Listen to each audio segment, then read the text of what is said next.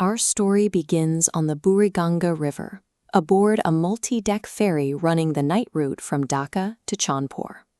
On this trip, the protagonist meets a stranger named Megha.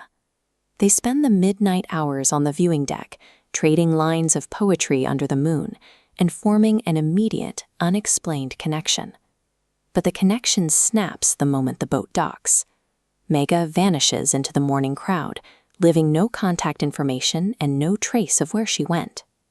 That night, the mystery turns to horror. A frantic knock at the door reveals a bleeding Megha collapsing in his home, only for him to wake up later in a room flooded to the ceiling with river water. By morning, the water is gone, and so is Megha. Only the damp toe shock and the memory of her bleeding forehead remain, marks of a supernatural hunter that has followed him home from the river. The terror peaks near a local pond. A disfigured, demonic version of Megha attacks, grabbing his leg to drag him down into the lightless depths. He barely escapes drowning when his friend Rohan arrives, pulling him from the water and back into the safety of the shore. Rohan listens to the story of the water demon, but he has a different set of facts. Megha was a real girl, and her funeral was exactly 1 year ago today. The entities in the water and the blood in the bedroom are artifacts of a mind struggling to survive. Without knowing it, the protagonist's brain has been manufacturing these horrors as a shield, attempting to bury a truth far more devastating than any ghost story. Psychologists call this specific defense mechanism dissociative amnesia. When an experience is too catastrophic, the brain initiates a biological shutdown. It walls off the memory to prevent a total psychological collapse. This allows the individual to keep functioning, continuing their daily life as if the tragedy never happened. But amnesia is a temporary survival tactic.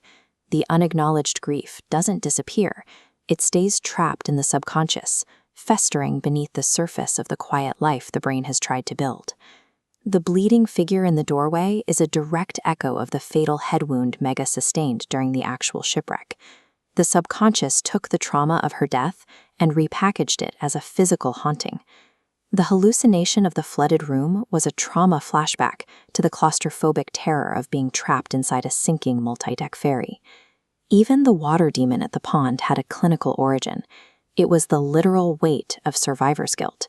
He carried a subconscious belief that he deserved to drown alongside her because he couldn't pull her from the current. Because the brain blocked the direct memory of the wreck, the trauma found a workaround, speaking through the symbols of a horror story. The recovery begins with a physical object. While cleaning, the protagonist finds Megha's forgotten bag hidden away under his bed. Touching this physical anchor shatters the mental barrier instantly. The evidence is too grounded in reality for the amnesia to maintain its hold. The suppressed memories return in a rush. He remembers the storm, the groaning metal of the sinking launch, and the agonizing feeling of Megha slipping from his grasp. This remembrance is painful, but it is necessary. You cannot process and move past a grief that you aren't allowed to remember. To finally heal, he takes the bag back to the wide river where the tragedy occurred. Releasing the bag into the water marks the moment he stops hiding from the truth. He is finally accepting the reality of the loss.